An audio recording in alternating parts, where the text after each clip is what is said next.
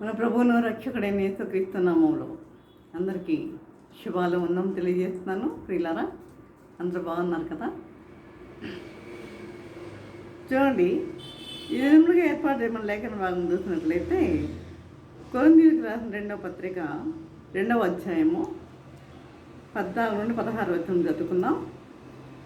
మా ద్వారా ప్రతి స్థలమందును క్రీస్తును గూర్చిన జ్ఞానము యొక్క సువాసనను కనపరచుచు ఆయన యందు మమ్మల్ని ఎల్లప్పుడూ విజయోత్సాహంతో ఊరేగించుచున్న దేవునికి స్తోత్రము. రక్షింపబడిన వారి పట్లను నశించు వారి పట్లను మేము దేవునికి క్రీస్తు సువాసన అయి ఉన్నాము. నశించు వారికి మరణార్థమైన మరణపు వాసనగాను, రక్షింపబడు వారికి జీవార్థమైన జీవపు వాసనగాను ఉన్నాము. ప్రార్థన చేసుకున్నాం. పరిశుద్ధుడా, ప్రేమగల తండ్రి, నీ పరిశుద్ధ పాదము స్తోత్రము దేవా. ప్రభా తండ్రి, ఇంతవరకునైన తండ్రి, మమ్మల్ని సజీవులుగా ఉంచిన విధానం బట్టి నాయన మీకు ఉందాం తెలియజేసుకుంటున్నాం. ప్రభా తండ్రి, ఇదిగోనైనా ప్రభా, మేము ఈరోజు తండ్రి మరి ఈ యొక్క విశ్రాంతి రోజున ప్రభా వాక్యం మేము ధ్యానించుకుంటుండగా ప్రభా ఇటు మాతో ఉండండి నాయన ప్రభు, మాతో ఉండి నడిపించండి నాయన ప్రభు. మాకు కావాల్సిన జ్ఞానం అనుగ్రహించండి ప్రభా. మీ ఆత్మతో మమ్మల్ని నింపండి నాయన ప్రభా. తండ్రి ప్రతి ఒక్కరి తండ్రి వినగల చెవులు గ్రహించగల మనసును వాక్యాంశాలుగా జీవించే జీవితము దయచేయండి నాయన ప్రభా. నా నోటిని బోరగా సాధారణంగా వాడుకోండి నాయన ప్రభా. నన్ను మీ సిరుచాటును మరుగుపరచండి నాయన ప్రభా. శృతులపై ఆశీనుడైన దేవా, నీకే వందనములు స్తోత్రములు స్తుతులు చెల్లించుకుంటున్నాము తండ్రి నాయన ప్రభా. ఈ యొక్క వాక్యం ప్రతి ఒక్కరూ విని గ్రహించి అర్థం చేసుకొని ప్రతి ఒక్కరిలో మారుమనసు పొందుటకు నీ కృప అనుగ్రహించమని మా ప్రభు అయిన యేసు బ్రతిమారు వినమ్గా వేడుకుంటున్నాము తండ్రి. ఆమేన్. చూడండి, మరలా ఇంకోసారి చదువుతున్నాను. మా ద్వారా ప్రతి స్థలమందును క్రీస్తును గూర్చిన ధ్యానం యొక్క సువాసనను కనపరచుచు ఆయన యందు మమ్మల్ని ఎల్లప్పుడూ విజయోత్సాహంతో ఊరేగించున్న దేవునికి స్తోత్రము. రక్షింపబడిన వారి పట్లను నశించు వారి పట్లను మేము దేవునికి క్రీస్తు సువాసన అయ్యున్నాము. నశించు వారికి మరణార్థమైన మరణపు వాసనగాను, రక్షింపబడే వారికి జీవార్థమైన జీవపు వాసనగాను ఉన్నాము. ఈరోజు దీనికి నేను పెట్టిన అంశం ఏంటంటే క్రీస్తు సువాసన. క్రీస్తు సువాసన. చూడండి, ప్రతి దేహము నుండి వాసన ఏ విధంగా వస్తుందో, ప్రతి దేహము నుండి ఏదో ఒక వాసన వస్తూ ఉంటుందో, అలాగే ప్రతి ఆత్మ నుండి కూడా వాసన వస్తుంది. ప్రతి ఆత్మ నుండి కూడా వాసన వస్తుంది. ఆత్మ నుండి వచ్చే వాసనలు 3 రకాలని ఇక్కడ భక్తుడైన పౌలు తెలియజేస్తున్నాడు. ఆత్మ నుండి వచ్చే వాసనలు 3 రకాలని. ఒకటి దుర్వాసన. దుర్వాసన అంటే సైతాను వాసన, లేకపోతే మరణపు వాసన. 2 లోకపు వాసన. 3 సువాసన. ఈ సువాసన అంటే దేవుని వాసన, జీవపు వాసన, క్రీస్తు వాసన. దేవుని వాసన, జీవపు వాసన, క్రీస్తు వాసన. ఈ 3 రకాలు. ఈ మూడింటిలో ఏదో ఒకటి ప్రతి ఆత్మ నుండి కూడా వస్తూ ఉంటుందని భక్తుడైన పౌలు తెలియజేస్తున్నాడు. యేసుక్రీస్తును తమ జీవితంలో కలిగి ఉండని ప్రతి ఆత్మ నుండి, యేసుక్రీస్తును ఎవరైతే కలిగి ఉండని ప్రతి ఆత్మ నుండి లోకపు వాసన మరియు మరణపు వాసనలే వస్తూ ఉంటాయి. ఎవరైతే ప్రభువును కలిగి ఉండలేదో వారి నుండి ఏమొస్తాయంట? లోకపు వాసనలు, మరణపు వాసనలే వస్తూ ఉంటాయని భక్తుడైన పౌలు ఇక్కడ మనకి తెలియజేస్తున్నాడు. చూడండి, ఒక ఎగ్జాంపుల్ చూసినట్టయితే ఎండిన ఎముకల లారీ వెళ్తుంది. అవి వెళ్తూ ఉంటే ఆ వెనకాల నుండి మోటార్ బైక్ మీద వెళ్తూ ఉన్నాను అనుకోండి, ఆ వాసన మనం భరించగలమా? లేదు. ఆ వాసన మనము భరించలేము. 1 నిమిషం కూడా దాని వెనకాల మనము ప్రయాణము చేయలేం. అంత దుర్వాసన అది. కాబట్టి అదేవిధంగా పబ్లిక్ ల్యాబొరేటరీలు గుండా వెళ్తూ ఉన్నప్పుడు ముక్కు మూసుకోకుండా ఎవరు కూడా మనము వెళ్ళలేం కదా. ముక్కు మూసుకోకుండా ఎవరు కూడా వెళ్ళలేం. అంటే ముక్కు మూసుకోక తప్పదు. అలాంటి వాసన అంటే మరి సైతాను వాసన లేక మరణపు వాసన వీటికంటే కూడా భయంకరంగా ఉంటుందని తెలియజేస్తున్నాడు ఇక్కడ. వీటికంటే కూడా భయంకరంగా దుర్వాసన కొట్టుచున్నదని, వీటికంటే కూడా దుర్వాసన కొడుతుందంట. ఈ రెండింటిని చెప్పిన రెండు ఎగ్జాంపుల్స్ కన్నా వీటికంటే గొప్ప భయంకరమైన దుర్వాసన కొడుతుంది.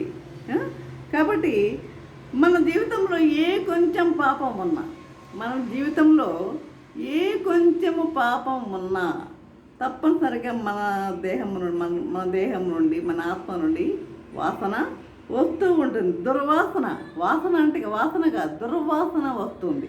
మన జీవితంలో ఏదైనా పాపం ఉన్నా సరే దుర్వాసన తప్పనిసరిగా వస్తుంది. అది గుర్తుపెట్టుకోవాలి, ఏ పాపం ఉన్నా మన జీవితంలో. కాబట్టి చూడండి, మనుషులు నీ జీవితాన్ని, నీ ప్రవర్తన చూసి, నీ నడతను చూసి ఎవరన్నా చూడండి మిమ్మల్ని అసహించుకుంటున్నారా, మీకు దూరంగా ఉంటున్నారా? మీ ప్రవర్తన, మీ నడతను చూసి ఎవరైనా మరి మీకు దూరంగా ఉంటున్నారా? ఎవరికి వారు ఆత్మపరిశీలన చేసుకోవాలి. మీ జీవితం ఎట్లా ఉంది, మన జీవితం ఎట్లా ఉంది, మనం ఎలా జీవిస్తున్నాం, దేవుని బిడ్డలుగా మనం జీవించే వారిగా ఉన్నామా, దేవుని సువాసనగా మనం జీవించే వారిగా ఉన్నామా? కాబట్టి మరి ప్రభువు నీ జీవితంలో కలిగి ఉంటే నువ్వు ఈ లోకంలో సువాసనగానే ఉంటావు. ఎప్పుడైతే ప్రభుని నువ్వు లోకంలో కలిగి ఉంటే, ప్రభుని నువ్వు కలిగి ఉంటే, ఈ లోకంలో ఉన్నప్పుడు, ప్రభుని లోకంలో ఉన్నప్పుడు కలిగి ఉంటే తప్పనిసరిగా నీవు ఈ లోకంలో ఉన్నప్పుడు సువాసనగానే ఉంటావు. ఎప్పుడు ప్రభు నీ జీవితంలో ఉన్నప్పుడు మాత్రమే, అప్పుడు నువ్వు సువాసనగా ఉంటావు. అప్పుడు నీవు సువాసనగా ఉంటావు ప్రభువు నీ జీవితంలో ఉన్నప్పుడు. కాబట్టి నువ్వు ఎక్కడికి వెళ్తే అక్కడికి ఆశీర్వాదాన్ని తీసుకువెళ్తావు, ఎక్కడికి వెళ్తే అక్కడికి ఆశీర్వాదాన్ని తీసుకువెళ్తావు, ఆశీర్వాదాన్ని మోసుకు వెళ్తావు. ఎక్కడికి వెళ్తే అక్కడికి, ఏది చూస్తే అది ఆశీర్వదించబడుతుంది, ఏది ముట్టుకుంటే అది ఆశీర్వదించబడుతుంది. ప్రియులారా, ఏది ముట్టుకుంటే అది ఆశీర్వదించబడుతుంది. నువ్వు ఎక్కడికి వెళ్తే అక్కడికి ఆశీర్వాదాన్ని నువ్వు తీసుకువెళ్తావు. ఎప్పుడు? ప్రభు నీ జీవితంలో ఉన్నప్పుడు మాత్రమే, ప్రభు నీ జీవితంలో ఉన్నప్పుడు మాత్రమే అన్న విషయాన్ని ప్రతి ఒక్కరు గుర్తుపెట్టుకోవాలి. ప్రభు మన జీవితంలో ఉన్నప్పుడు మాత్రమే. అదే చూడండి, ఒక పోలీసు ఉద్యోగి లంచం తీసుకొని ఇంటికి వెళ్ళాడు. ఒక పోలీసు ఉద్యోగి లంచం తీసుకొని ఇంటికి వెళ్ళాడు. ఇంటికి వెళ్ళి తనకి పుట్టిన బిడ్డ 3 నెలల పాపని ఎత్తుకొని ముద్దాడుతున్నాడు. ఎత్తుకొని ఆ 3 నెలల పాపని ఎత్తుకొని ముద్దాడుతూ ఉంటే ఎంతలోనే ఆ పాప అరిచి కళ్ళు తేలేసింది. గబగబా హాస్పిటల్కి తీసుకువెళ్ళేసరికి ఆ బిడ్డ చనిపోయింది. ఎందుకు చనిపోయింది? అప్పుడే అతనికి పరివర్తన అనేది కలిగింది. ఎందుకు? నేను ఈ పాపం చేశాను కదా, ఈ పాపం చేయడం వల్ల నాకు ఇది జరిగింది కాబోలు అని ఆయన మనసులో అనుకోవడం జరిగింది. ప్రియులారా, అతను గ్రహించాడు. అలా మన తప్పును మనం గ్రహించేవారిగా ఉండాలి. మనం చేసే తప్పును మనము గ్రహించేవారిగా ఉండాలి. అదేవిధంగా చూడండి, మన జీవితంలో ఏ కొంచెం పాపం ఉన్నా దానిని ఆధారంగా చేసుకుని సైతాను మన కుటుంబంలోకి వచ్చేస్తాడు. మన జీవితంలో ఏ కొంచెం పాపం ఉన్నా దానిని ఆధారంగా చేసుకుని సైతాన్ ఏం చేస్తాడు? మన కుటుంబంలోనికి వచ్చేస్తాడు. నీ పాపం వల్ల నీ కుటుంబానికి నష్టం కలగవచ్చు, నీవు ఇంట్లో వారికి నష్టం కలగవచ్చు, నీ బిడ్డలకు నష్టం కలగవచ్చు, లేదా నీకే నష్టం కలగవచ్చు నీ పాపం వల్ల. కాబట్టి జాగ్రత్త. దేవుని మాటకి అవిధేయులైతే ఏమవుతుంది? నష్టమే కలుగుతుంది. దేవుని మాటకి అవిధేయులైతే మనకు నష్టమే కలుగుతుంది. చూడండి, యోనా గ్రంథంలో మనం చూస్తాం. యోనా ప్రవక్త కదా, ప్రవక్తలు ఎంతమంది? చిన్న ప్రవక్తలు 12 మంది కదా. యోనా ప్రవక్త ఏదో ప్రవక్తను దేవుడు ఆజ్ఞాపించాడు, నీవు నినివేకి వెళ్ళి ప్రకటించు, సువార్తను ప్రకటించమన్నాడు. అయితే నినివేకి వెళ్ళకుండా, దేవుని మాట వినకుండా ఎక్కడికి వెళ్ళాడు? తర్షీషుకి వెళ్ళాడు. యోన తర్షీషుకి వెళ్ళాడు. వెళితే ఆ తర్షీషుకి వెళ్ళే వాడ ఎక్కి పడుకుని నిద్రపోతున్నాడు. అతను అంటే ప్రభు చూడటం లేదా? అతను ఎక్కడికి వెళ్ళగమంటే ఎక్కడికి వెళ్తున్నాడు అనేది ప్రభు పైనుండి అన్నీ చూడటం లేదా? ప్రతిదీ ఆయన గమనిస్తున్నాడు, అన్నీ గమనించే దేవుడు. మరి అతని వలన, అతను చేసిన పాపం వలన ఏం జరిగింది? వాటిలో ఉన్న వారందరికీ కూడా నష్టమే కలిగింది కదా. ఆ యొక్క మరి ఆ మార్గ మధ్యంలో ఏమైంది? పెను తుఫాను వచ్చింది. తన వలన వాళ్ళలోని వారికి ఎంతో నష్టం కలిగింది. ఈ విషయం తెలీదు. నిద్రపోతున్నాడు యోనా. కాబట్టి అందులో వస్తువులన్నీ, ఆ వాడని తేలిక చేయాలని అందులో వస్తువులన్నీ పడేస్తున్నారు సముద్రంలో. ఒక వ్యక్తి యొక్క అవధేయత వలన ఆ వాడలోని వారికి గొప్ప నష్టం కలిగింది. కాబట్టి చాలా జాగ్రత్తగా ఉండాలి. మనము చాలా జాగ్రత్తగా ఉండాలి. నేనేదో చాలామంది అనుకుంటూ ఉంటారు, నేనేదో చేస్తున్నానులే, నన్ను ఎవరు చూడటం లేదులే, నా భార్య గమనించట్లేదులే, నా వారెవరు గమనించట్లేదులే అని చాలామంది అనుకుంటూ ఉంటారు. నిన్ను చూస్తే వారు ఎవరున్నారు? దేవుడు ఉన్నాడు. ఆ ప్రభు నీ నడకను, నీ పడకను అన్నిటినీ కూడా ఆయన పరిశీలిస్తున్నాడు అన్న విషయాన్ని గమనించాలి. అదేవిధంగా చూసినట్లయితే చూడండి, ఈ యొక్క తండ్రి చిన్న కుమారుని చూస్తాం. ఇది లోకాసువార్త 15వ అధ్యాయంలో తప్పిపోయిన కుమారుడు, చిన్న కుమారుడు తండ్రితో గొడవపడి ఏం చేస్తాడు? తన వాటా తీసుకొని వెళ్ళిపోతాడు కదా. తన వాటాను తీసుకొని వెళ్ళిపోతాడు. అయితే తన తండ్రి బతికి ఉండగానే ఆస్తిలో తనకు వచ్చే వాటా తీసుకుని దూరదేశానికి వెళ్ళిపోయాడు. దూరదేశంలో అక్కడెక్కడో ఏదో ఉందని దూరదేశానికి వెళ్ళిపోయాడు. తన వాటాను తీసుకొని ఆ చిన్న కుమారుడు వెళ్ళిపోతే అతను ఎక్కడికి వెళ్తే అక్కడ ఏం జరుగుతుంది? కరువు క్షామం వస్తుంది. అతను ఎక్కడికి వెళ్తే అక్కడ అతని దగ్గర ఉన్న డబ్బంతా అయిపోయింది.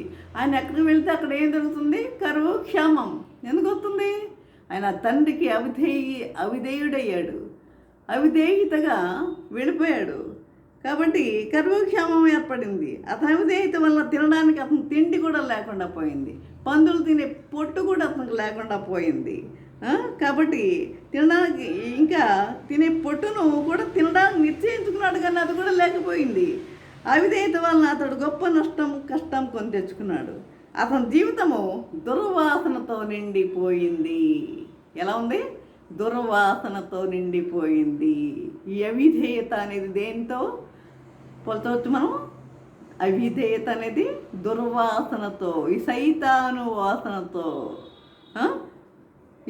ఈ విధముగా అనేక మంది చూడండి మాట్లాడడం మొదలు పెడితే లోక సంబంధమైన విషయాలు, రకరకాల మాటలు మాట్లాడుకుంటూ ఉంటారు అనేక మంది. చూడండి, ఈ లోకంలో ఉన్నదంతయు, యోహాను రాసిన మొదటి పత్రిక 2వ అధ్యాయం 16వ వచనంలో, ఈ లోకంలో ఉన్నదంతయు అనగా శరీరాశయు, నేత్రాశయు, జీవపుడంబం. ఈ లోకంలో ఉన్నదంతయు శరీరాశయు, నేత్రాశయు, జీవపుడంబం. తండ్రి వల్ల పుట్టినవి కావు, ఇవి లోక సంబంధమైనవే. ఇవి తండ్రి వల్ల పుట్టినవి కావు. అయితే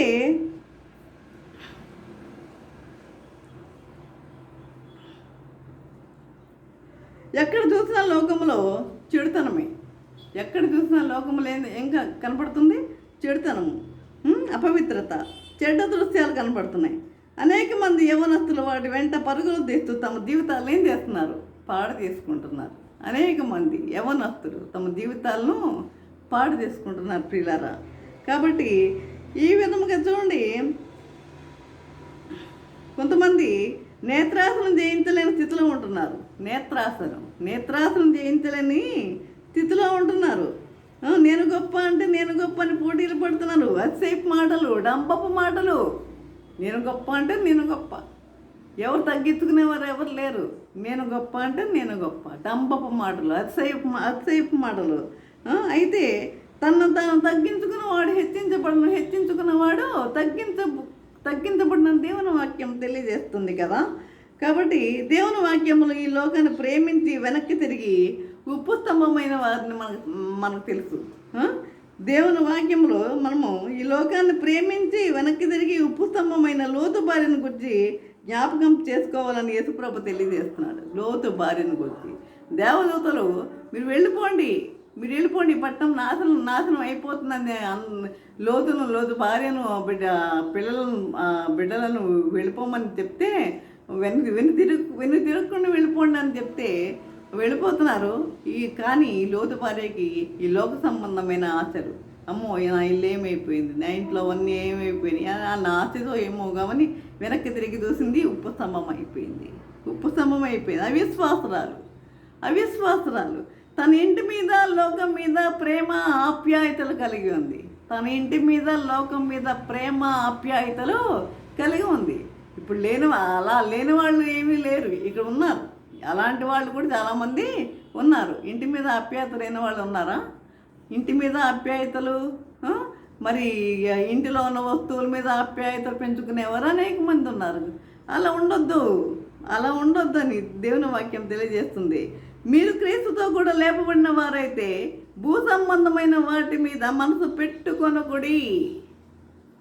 చూడండి, మీరు క్రీస్తుతో కూడా లేపబడిన వారైతే భూ సంబంధమైన వాటి మీద మీరు మనసు పెట్టుకొనవద్దు. ఈ లోకం మీద మనసు పెట్టుకొనవద్దు. ఈ లోక సంబంధమైన వాటి మీద మీరు మనసు పెట్టుకొనవద్దు. కాబట్టి మన మనసు లోక సంబంధమైన వాటి మీద కాదు, కానీ పర సంబంధమైన వాటి మీదనే ఉండాలి. ప్రియులారా, పర సంబంధమైన వాటి మీదే ఉండాలి. చూడండి, మనమందరం కూడా పౌలు వలె క్రీస్తు వాసన కలిగి ఉండాలని దేవుడు కోరుతున్నాడు. యేసు ప్రభువును ఒక పరిమళ వాసనగా పౌలు గుర్తిస్తూ అన్నాడు. చూడండి, ఎఫెసీయులకు రాసిన పత్రిక 5వ అధ్యాయము 1-2 వచనం చూసినట్లయితే, కావున మీరు ప్రియులైన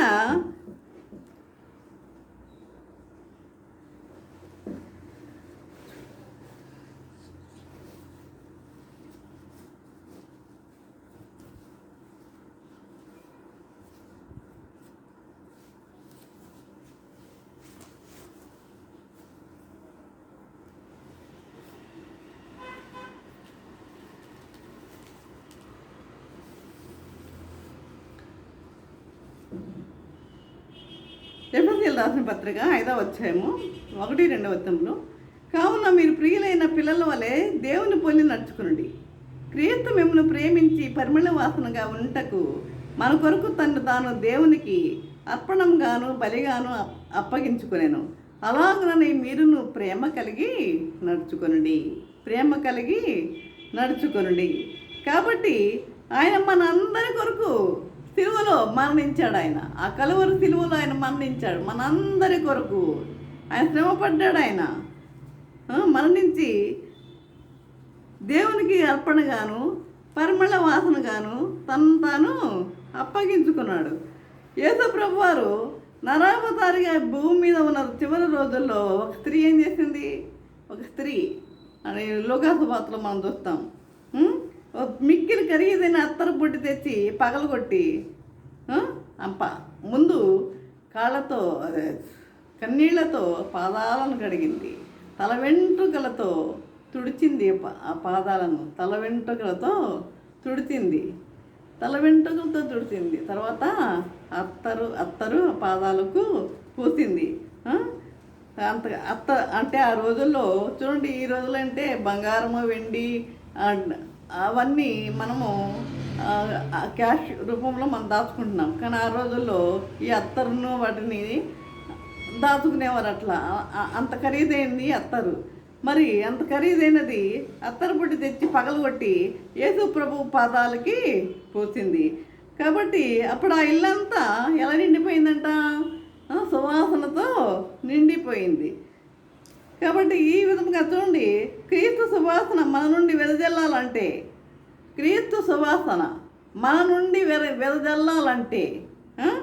మనం ఎక్కువ సమయము దేవుని సన్నిధిలో గడపాలి. ఎక్కువ సమయం మనము దేవుని సన్నిధిలో గడపాలి. ఎంతమంది గడుపుతున్నారు? దేవుని సన్నిధిలో ఎంతమంది గడుపుతున్నారు? ఈరోజు సండే చర్చికి వెళ్ళొచ్చారు, దేవుని ఆరాధించారు, వచ్చారు, ఇక అంతే. ఇక మొదలైంది ఏంటి? ఇక వంటలు ఇవి, ఇంకా ఇది వీటితోనే సరిపోతుంది మన సమయం అంతా. ఇక దేవునికి మన జీవితంలో చోటు అనేది ఉండదు. అంటే ఆయనకి ఇంకా మనం బైబిల్ కూడా మన పక్కన పెట్టేస్తాం. మళ్ళీ అంటే ఎవరో కొద్దిమంది చదవచ్చు, కానీ మిగిలిన వారు మళ్ళీ వారానికి కానీ ఆ బైబిల్ని తీసేవారుగా ఉండరు కొంతమంది. కాబట్టి ప్రియులారా, ఆ విధంగా ఉండొద్దు. ఎక్కువ సమయం ప్రార్థనలో గడిపినప్పుడు మనము పరిశుద్ధ జీవితాన్ని నేర్చుకుంటాం ప్రియులారా. ఎప్పుడైతే పరిశుద్ధమైన జీవితాన్ని నేర్చుకుంటామో అప్పుడు విశ్వాసాన్ని నేర్చుకుంటాం. నువ్వు పరిశుద్ధ జీవితాన్ని నేర్చుకున్నప్పుడు విశ్వాసాన్ని కూడా నువ్వు నేర్చుకుంటావు. దేవుని చిత్తంలో నడుస్తూ దేవునికి మహిమకరముగా మనం జీవిస్తాం.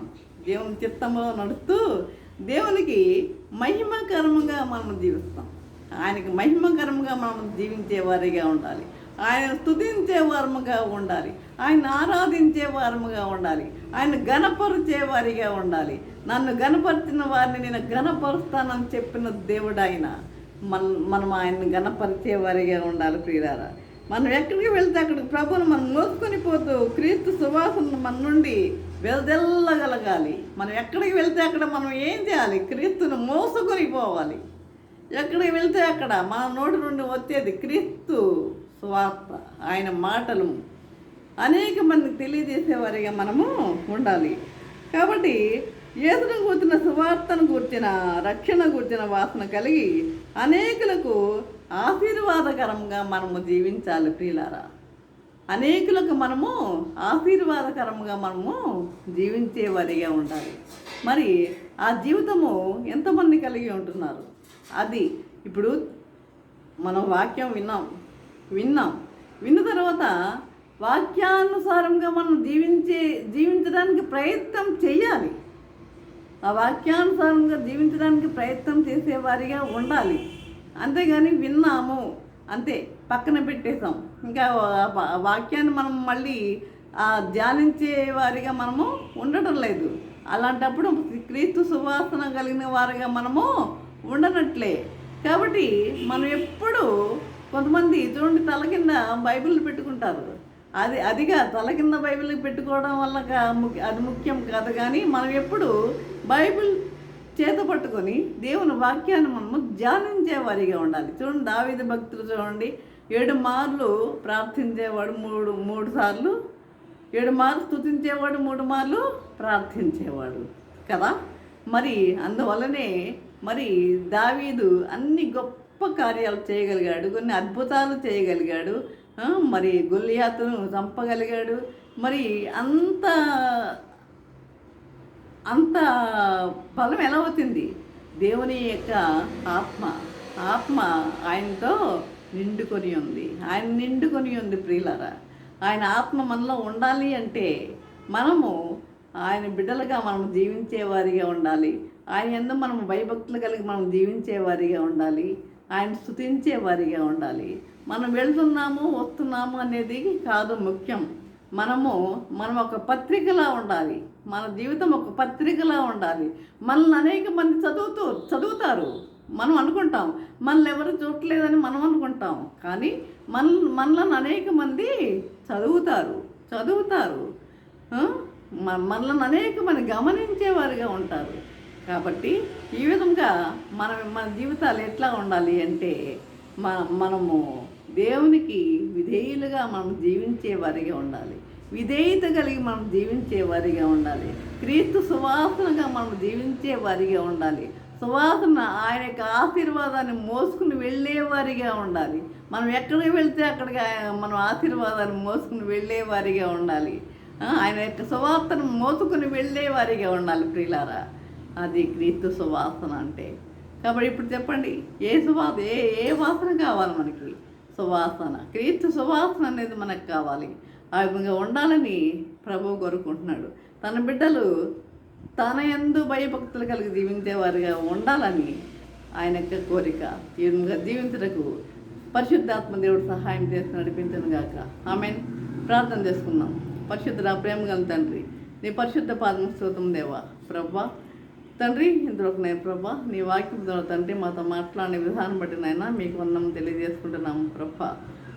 ఇదిగోనైనా మేము మరి క్రీస్తు సువాసన అన్న విషయంలో మేము ధ్యానించుకుని ఉన్నాము నైనా ప్రభా తండ్రి. మరి సాతాన వాసన, మరి దుర్వాసన గురించి, లోక వాసన గురించి ప్రభా, మరి దేవుని సువాసన, క్రీస్తు వాసన, జీవపు వాసన, వీటి గురించి 3 రకాల ఈ వాసనల గురించి మేము నేర్చుకుని ఉన్నాము నాయన ప్రభా తండ్రి. మేము క్రీస్తు సువాసనగా మేము జీవించలాగా నీ కృప మాకు అనుగ్రహించండి నాయన ప్రభా తండ్రి. నీ బిడ్డలుగా మేము జీవించలాగా నీ కృప అనుగ్రహించండి ప్రభా.